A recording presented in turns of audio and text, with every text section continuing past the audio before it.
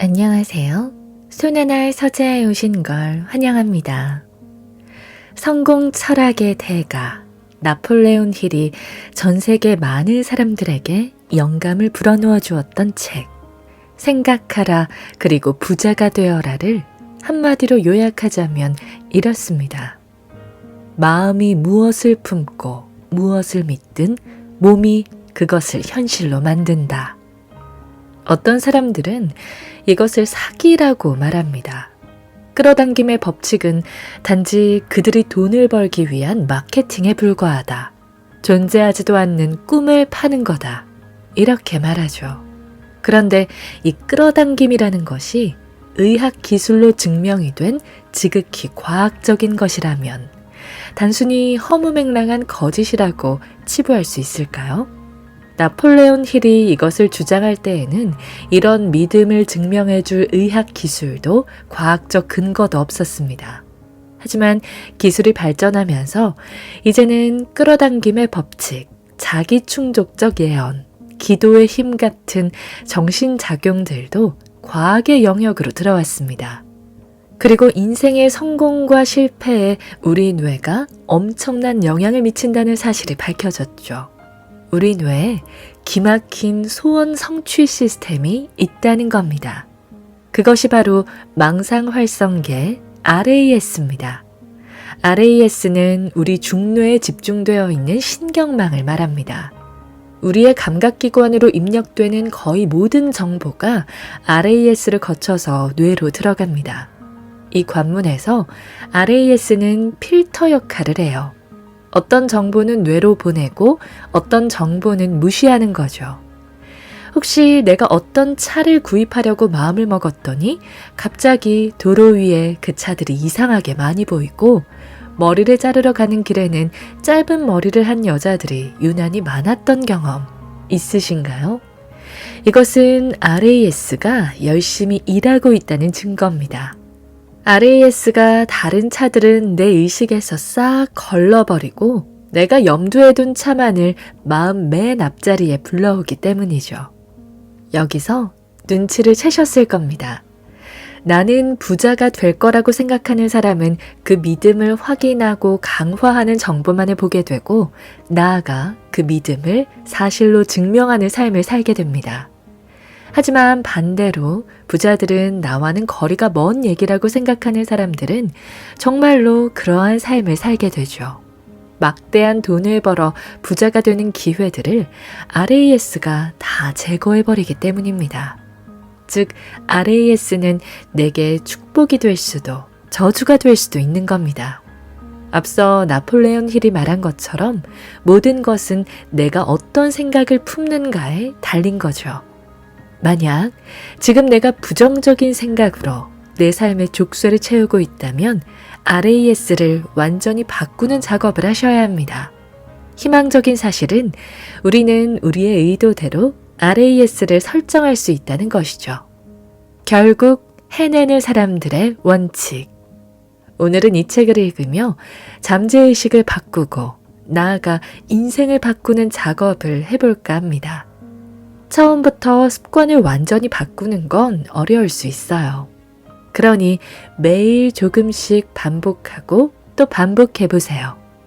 생각하는 것이 현실로 이어지는 기적이 반드시 찾아올 겁니다.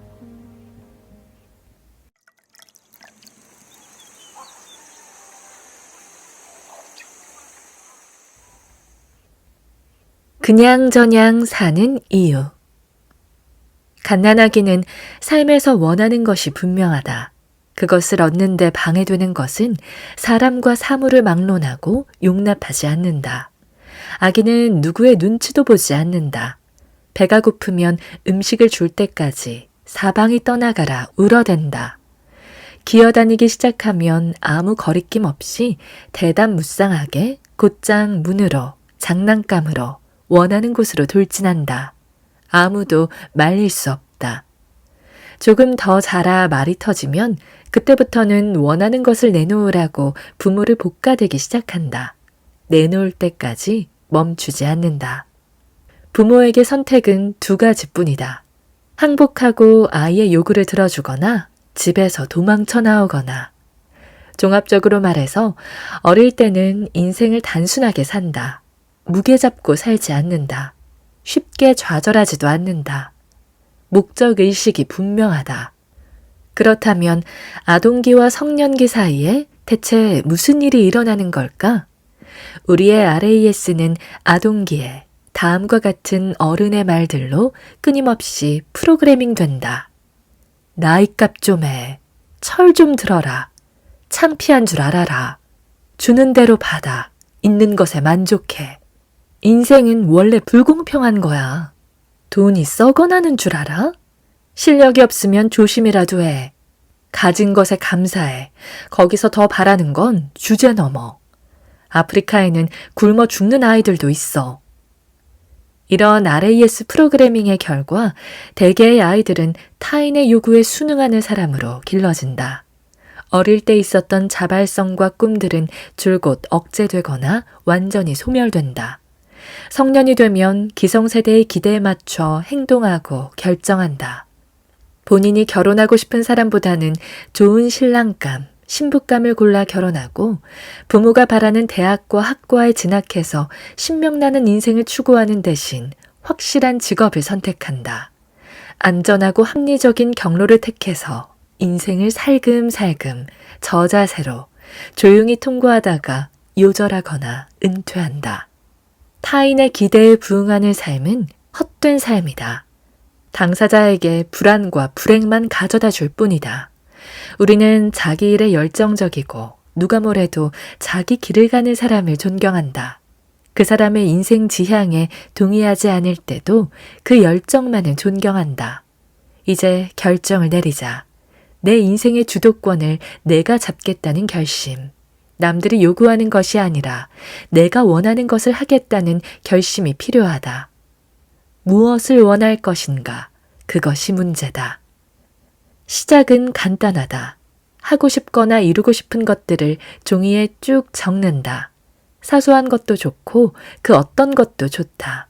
다른 사람이 보면 웃겠지 하는 생각은 할 필요 없다. 어릴 적 꿈이지만 아직도 마음 한편에 남아있다면 그 꿈들도 목록에 포함시킨다. 마음이 동하는 아이디어가 있으면 그것도 기록한다. 적어도 10개에서 20개의 항목을 확보하자. 마음을 끄는 것을 모두 적자. 다시 말하지만 어떤 것도 좋다. 목록에 적는다고 반드시 거기에 전력 투구해야 하거나 반드시 저질러야 하는 건 아니다. 현재 내 관심권에 있거나 과거 어느 시점에 내 흥미를 끌었던 생각을 적는 것뿐이다. 목록을 작성한 다음에는 혼자만 알고 있거나 전적으로 신뢰하는 사람에게만 보여준다. 내게 영향력을 행사하려 드는 사람과는 목록에 대해 논하지 않는다. 이건 말도 안 된다느니, 저건 불가능하다느니 참견할 사람도 피하자. 딴지와 타박을 봉쇄하자. 이 목록은 오직 나 자신에 대한 것이다. 꿈 목록을 꿈 도둑에게 보여주지 말자. 타인의 의견으로 자기 자신을 재단하지 말자. 꿈을 접은 사람들은 다른 이들의 꿈마저 접으려 든다. 그런 사람들의 말은 귀담아 들을 필요 없다. 어떻게 보다 무엇을. 인생에서 원하는 것을 정말로 얻는 사람은 의외로 드물다. 성취 대상보다 성취 방법에 초점을 맞추기 때문이다. 사람들은 남이 이룬 것을 보고 이렇게 생각한다. 저걸 어떻게 했지? 나라면 못해. 그래서 아무것도 하지 않는다. 목표 달성의 최우선 원칙이자 최고의 비결은 다음과 같다. 무엇을 원할지 결정한다. 그것을 어떻게 이룰지는 생각하지 않는다. 그것은 당신의 RAS가 할 것이다. RAS에는 내장형 GPS가 있어서 어디로 갈지만 정하면 RAS가 알아서 내가 원하는 곳으로 데려다 준다.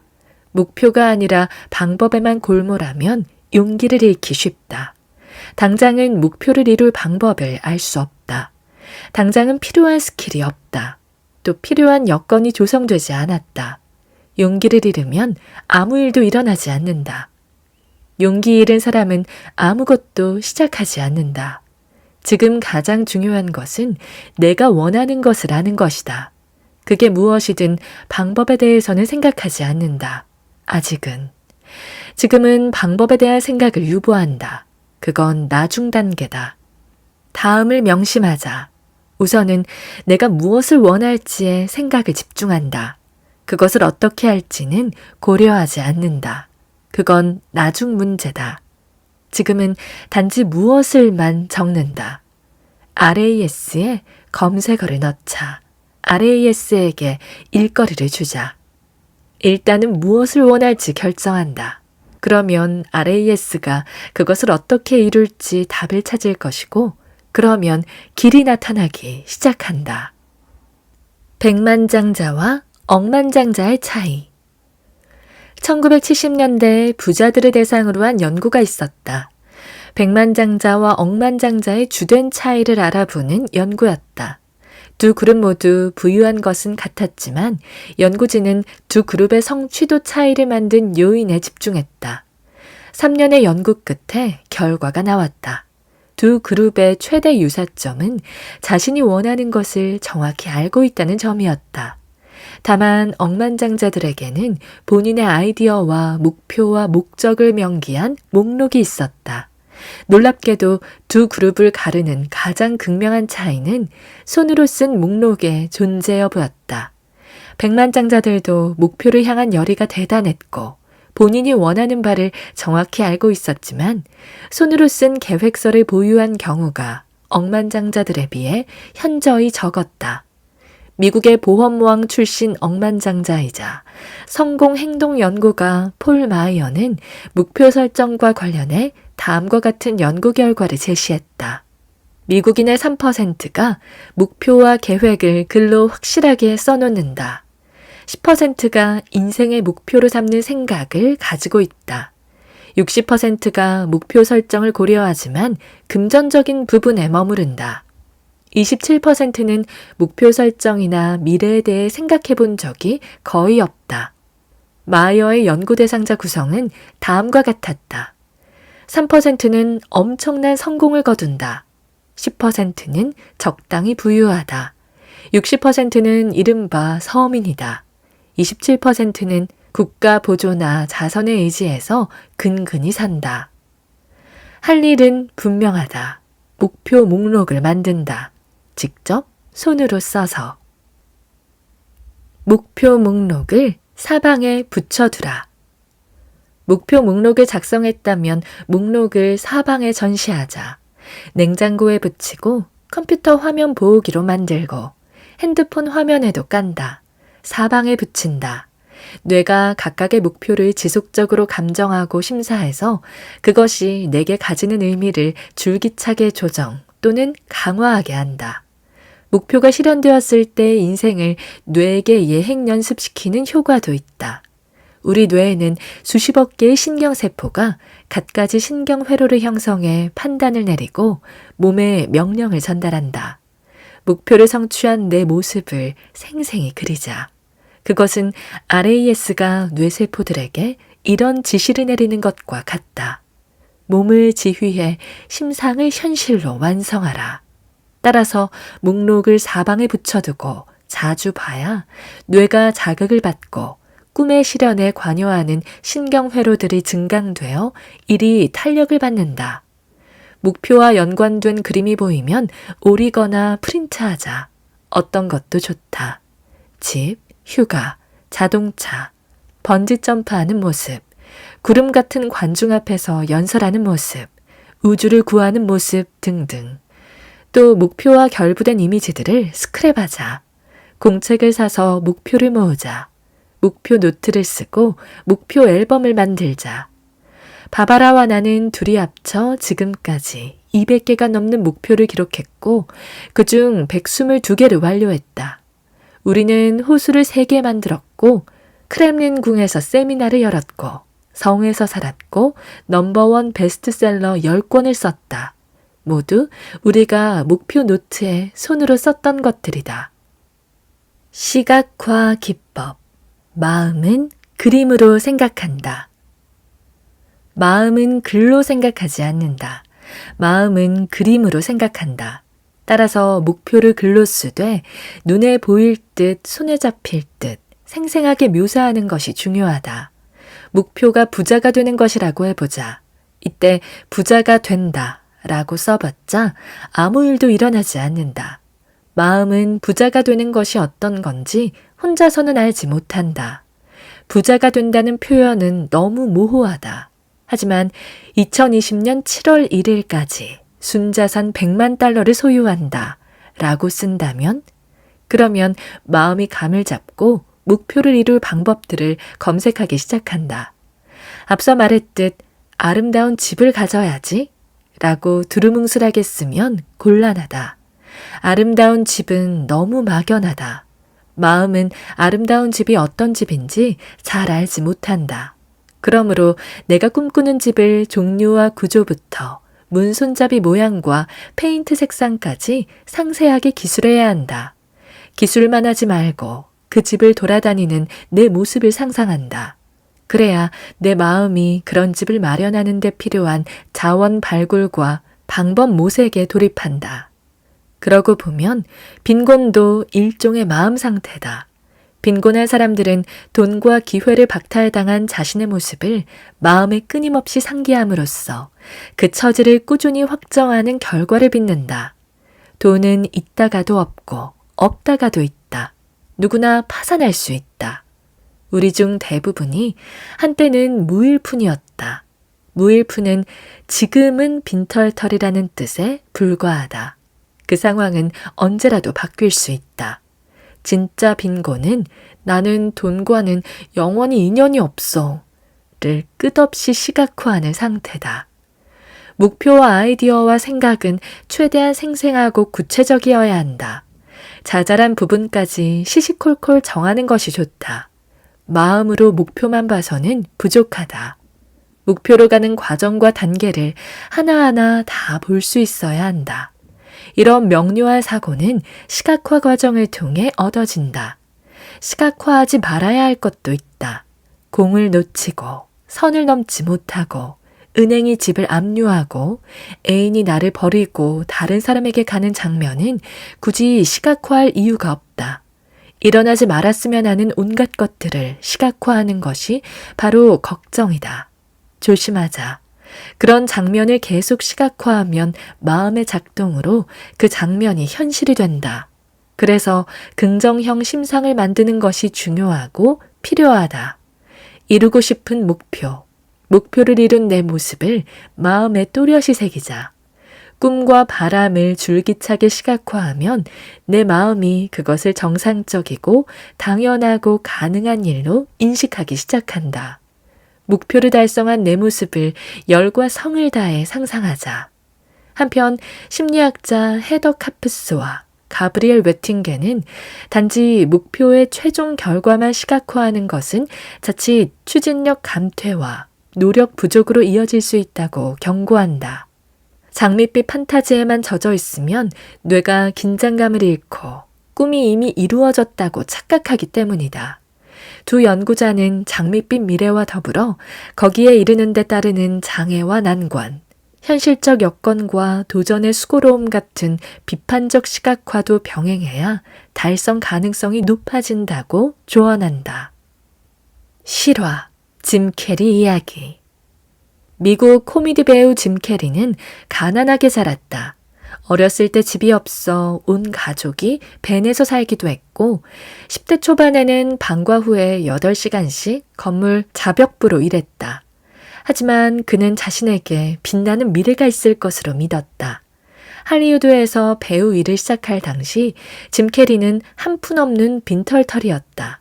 그는 자기 자신에게 $10,000,000짜리 수표를 쓰고 지급일자로 5년 후의 날짜를 적었다. 그리고 수표 메모칸에 이렇게 적었다. 그대의 노력에 대한 사례금. 이는 극적이고 강력한 시각화이자 빛나는 미래라는 목표에 대한 믿음의 표명이었다. 그는 이 수표를 지갑에 가지고 다녔다. 그리고 매일 수표를 꺼내보며 그 돈을 갖는 상상을 했다. 몇 년 후 그는 할리우드에서 영화 한 편당 $20,000,000 이상의 고액 출연료를 받는 초대형 스타가 되었다. 확언의 힘. 사람의 일생은 그 사람의 말의 집합이다. 각자가 사는 모습은 각자가 말로 만든 자기 암시의 결과다. 인생의 추이와 성공과 실패의 원인은 그 사람이 만들어 온 확언들에 있다. 내가 단언한 것들이 평생을 두고 잠재의식 속에 모이고 쌓인다.